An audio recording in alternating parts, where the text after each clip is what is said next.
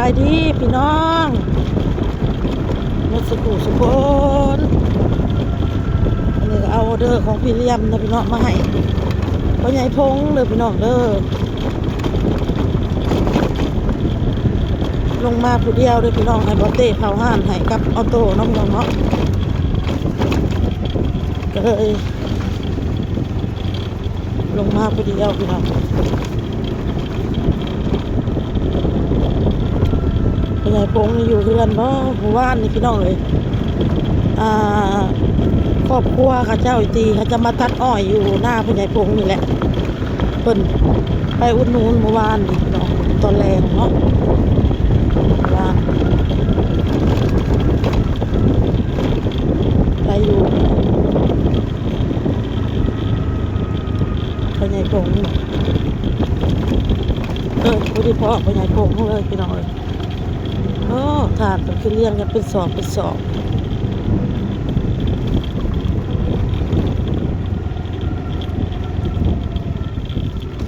ไปไซบัดนี้ไปไซ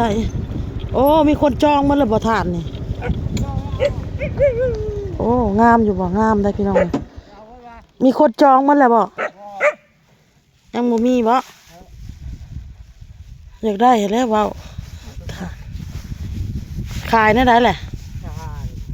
ชอบ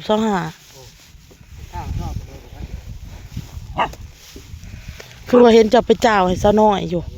เมื่อวานนี่โมแม่นไปเอาเงินน้ำลาวหรือบ่โยเฮาก็บ่กล้าได้ตอนนั้นผัดว่าคือเห็นเรามาจ่าวให้ข่อยอยู่เพราะว่า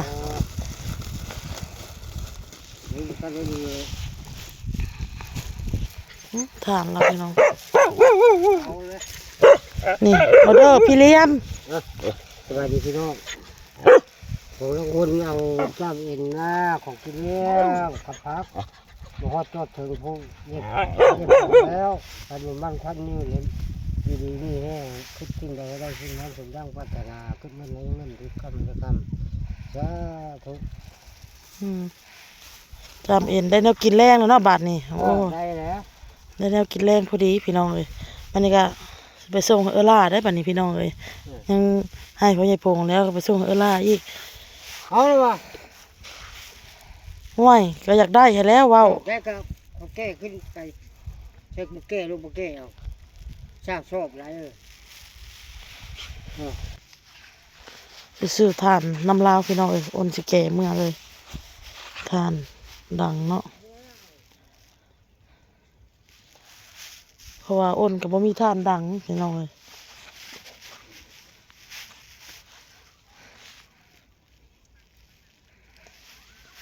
สิเอาก็เอาดำชอบ2ชอบนี่แหละพี่น้องเลยเอาทาน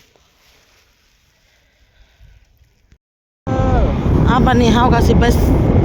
ส่งออเดอร์ให้ล่ะเนาะพี่น้องเนาะบัดนี้อาหารให้มีเท่าน้อยเบิ่งให้พี่น้อง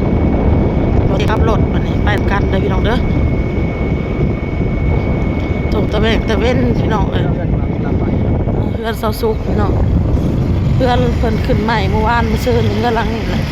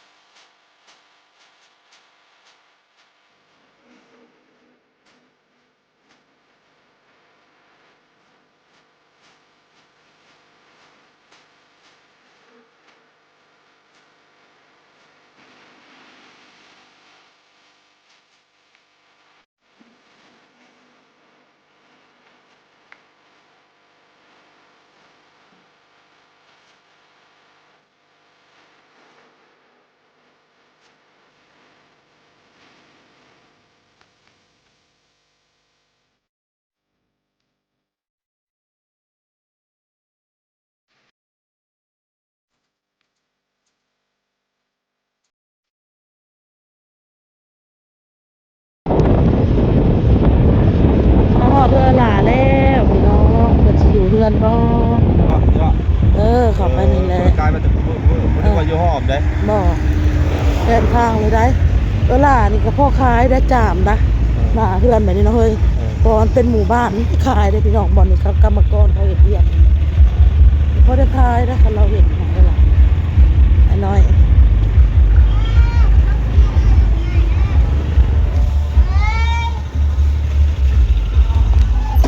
เอามาให้จามเอาจามเอ็นมาส่ง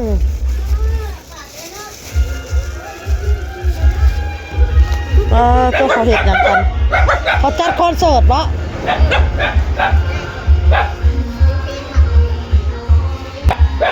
เอามาให้ล่ะพี่น้องเลยทุกคนเนาะขอบใจคุณมากน้องใหญ่ดีๆจ้ะว่าพี่เลี้ยมคิดถึงพี่เลี้ยมนะจ๊ะขอบคุณมากๆจ้ะพี่เลี้ยมสบายดีอยู่เนาะแล้วสิ่งที่เจ้าซื้อให้นี่ก็ให้เงินกลับมาคือเก่าเด้อการงานการยังก็ให้ราบรื่นคือเก่าเด้อพี่เลี้ยมเอ้ยคนสวยเอ้ยหลับปากแล้วขอบคุณแด้ขอบคุณละลายมันเย็นแหละมันก็อยากเป็นไข่แน่อุ่นอีกเวลาสิกินนะอุ่นเอามันจึงแซ่บกินฮ้อนๆเป็ดยังอันน่ะเปิดสิไปใส่น้อยเอ๊ะก็แม่นผู้ใดกินหมี่แล้วเอาใยหัวเลยลูกว่าเจ้าเอาใยหัวเจ้าอาบเลยว่ากินมามี่นะมาลังอานนี่โอ้มันจะขึ้นรถน้ำพอเพิ่นได้พี่น้องเอ้ยพ่ออ้าวอ๋อยิ้มยิ้มอีกยิ้มเท่ใช่ไหมอ๋อเท่ลีนี่มันเท่ลีนี่เอาเด้อพาไปกันเด้อไปปลาไปแล้วเรียมละอุดนู้นเนี่ยให้ห้า100ให้พ่อใหญ่พง100ให้เจ้าให้ละ100บอกมาให้เด้อแป๊บอยู่หันพิการนั่งอันนั้นก็โทรหาเฮาหมู่บ้านนี่นางขิงไปโทรเล่นน้ำมาทักหาโทรหากันอยู่บ่โยยายเขาก็ใส่กินไป2 โมงกว่าๆเลยละแล้วมันก็ไปกินตำหูตำยังแหละโอเคเสียงเพลงเด้อพี่น้องเด้ออ้นก็สิบ่ได้ถ่ายยาวปานใดเพราะว่ามันเสียงตู้เสียงเพลงเนาะเขากินเลี้ยงบ่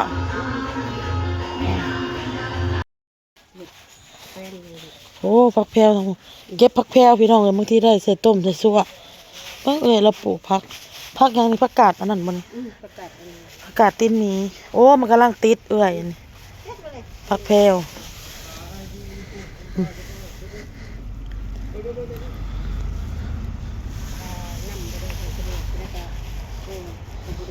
แล้วย้อนมันออกมาเอาไว้ให้เจ้าเก็บกินซะบ่เอาดอกไปมันมีไก่แม่เบาเต้ผัด3 โตมี4 โตมันตายตัว1แหละคั่วกินตัว1เนาะยัง3 โตแล้วบัดนี้แหละมันพักเมื่อละไก่2 แม่ยังแม่เดียวละไก่ผู้4 โตน่ะลุ่มมันผู้เดียวมันจนเงาจนน่ะมันมีไก่แม่ตัว1เงาเลยเต้ไก่เจ้าค่ะได้มาละนี่เห็นอยู่หมาก1พอดีเห็นมันแต่จริงมันมีบ่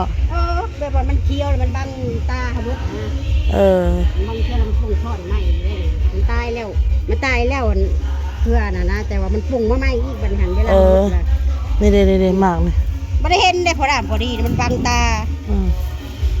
เราจะเก็บไปกันมาพอได้เต็มถั่วเฉยเบิ่งจะคือสิบ่มีเนาะมันงามตาเดินเขียวคือกับใบพี่น้องเก็บผักแพรมาไว้บางทีเงาะบ่เต้ต้มไก่ให้กินพี่น้องบ่ไผบ่จะน้อยก็มาแล้วค่ะจะน้อยก็ได้กินแล้วค่ะก็กระเมนหลับปากกันเลยค่ะต้มของเขา3 มื้อน่ะมีบ่ค่ะแซ่บเด้อจามเอ็นเห็ดใหม่ซ้ำแซ่บหัวใจก็แซ่บเอ็นก็แซ่บนี่พี่น้องก็เห็นอยู่ได้มันกระชุกปลาเลยลืมเก็บมันกระชุกปลาหาก้าไม่เลยได้ก้าในมันไม่แล้วแล้วใบมันบังเลยเขาบ่เห็น เรียกเก็บไปเก็บมาก็ได้หาหกหมากนะ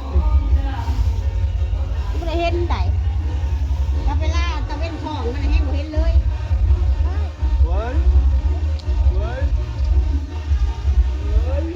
แต่เว้นสองบ่เห็นอยู่เบื้องมันนั่นบ่อยากเห็นพี่น้อง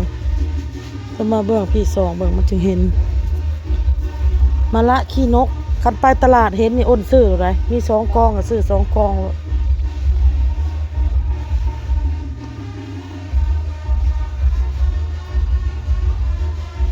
เขาอยากม่วนกันอยู่ตลอดได้ทางอันนี้ค่ะ เหมาะเขาม่วนเนาะเขามีความสุขเขาบ่ทุกข์เขาบ่อันน่ะอุกใจเขาบ่อึดเงินใช้มันคือเราอุกใจ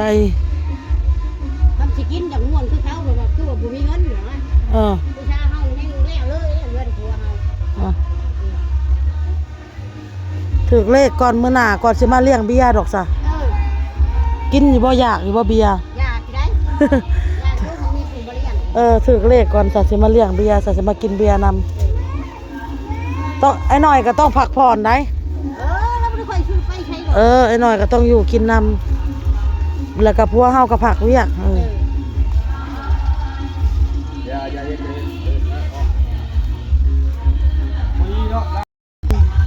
มักม่อนบ๊ายบายลูกบ๊ายบายป้าเร็วๆบ๊ายบาย โทษเอาเมียนไม่พักมันเหี่ยได้น่ารักนะ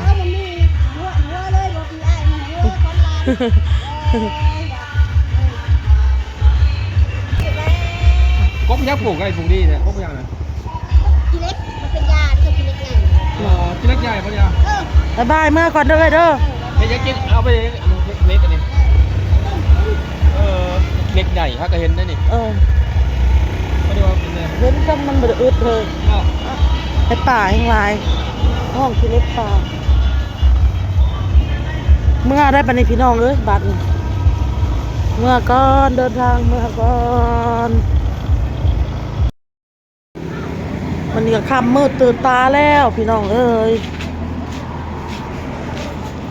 ค่ำมืดตื่นตาแล้วเฮาก็จักเสร็จสังกินแรงพี่น้องเอ้ยอ้นก็ได้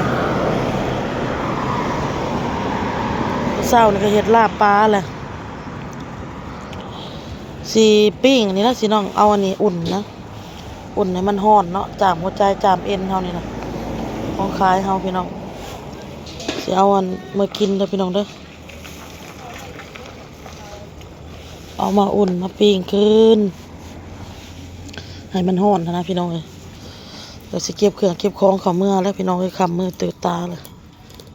เอาขึ้นมาปิ้งก่อนเอาขึ้นมาปิ้งก่อนกินจามเอ็นนี่แหละพี่น้องมันขายบ่ออกขายบ่หมดเอาออกมาอย่างละ20ไม้นะพี่น้อง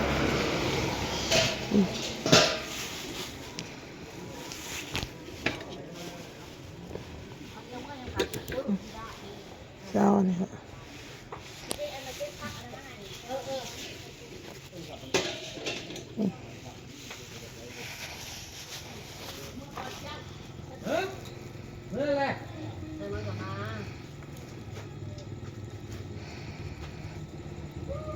กินอันนี้แหละพี่น้องเอ้ยสู่ลูกสู่หลานกินเมื่อไปตามหัวจอกหัวใจอุ่นนี่แหละ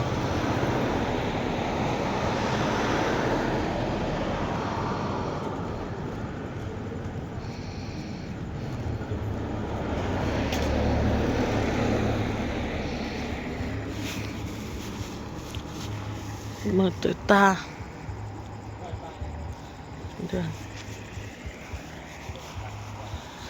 ตอนนี้ก็เห็นว่าแบบนี้ค่ะพี่น้อง7 โมงแรงคันเป็นเมืองไทยเพิ่นก็สิเอิ้น1 ทุ่มเนาะพี่น้องเนาะสิว่า1 ทุ่ม1 ทุ่มได้พี่น้องเอ้ย1 ทุ่มแล้วนี่นะสมวยเพิ่นก็มาเล่นพี่น้องเพิ่นแล้วนั่งเล่นน้ำกันอยู่ในจุ่มกันอยู่ในเพิ่นก็นั่งเฝ้าขายของอยู่ข้างนอกเนาะพี่น้องเนาะกายไปกายมาบางทีเพิ่นก็แวะอุดหนุนเฮาซื้อสวยเฮามีคนนั่งทางนอก มีคนมาซื้อเฮาก็ขายให้เลยค่ะ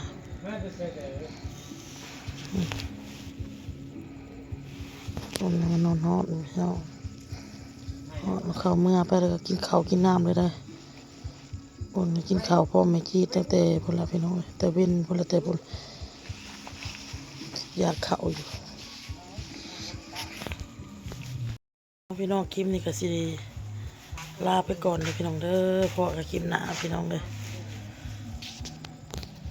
อุ่นจามอุ่นปิ้งเขามากินพี่น้องสบายดีบ๊ายบาย